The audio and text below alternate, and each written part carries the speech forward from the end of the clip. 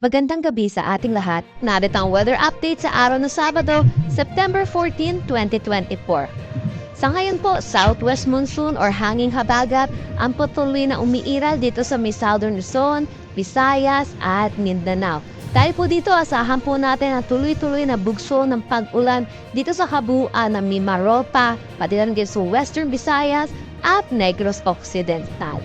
Para naman dito sa Bicol Region, nalalabing bahagi ng Visayas at Mindanao, asahan din po natin makakaranas din sila ng maulap na papawirin na may mga pag-ulan. For Metro Manila, nalalabing bahagi ng ating bansa, asahan po natin na makakaranas tayo ng bahagya hanggang sa maulap na papawirin na may mga isolated rain showers at mataas na tsansa ng mga pag-ulan sa hapon at sa gabi dulot ng mga localized thunderstorm. Sa ngayon, ito po si Tropical Storm Bibingka ay nasa labas na ng ating Philippine Area of Responsibility. Ito po ay pumasok kahapon ng 6 p.m. at tuluyan naman din lumabas kaninang 2 a.m. Ito ay huling namataan sa layong 1,435 km east-northeast ng extreme northern Luzon. So nakita po natin, papalayo naman na din ito ng ating Philippine Area of Responsibility at wala pong direktang epekto dito sa ating bansa. At nakikita din po natin, marami po tayong kumpul ng kaulapan dito sa loob ng ating Philippine Area of Responsibility, miski dito po sa labas ng ating park. At patuloy po natin ito i-monitor kung magiging isang ganap na low pressure area sa mga susunod na araw.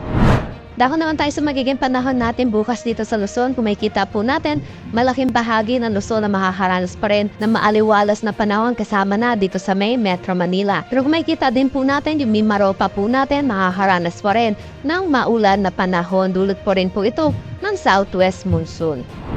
Para naman dito sa Palawan, Visayas at Mindanao, kung makikita din po natin, magiging maulap pa rin po na may mga pag-ulan dito po sa kanila. Pero kung makikita din po natin dito sa may Davao, which is Davao region po, which is nasa eastern section po ng Mindanao, ay makakaranas naman po sila na maaliwalas na panahon. Pero asahan din po natin ang mga isolated rain showers at mga localized thunderstorm, lalo na sa hapon at sa gabi.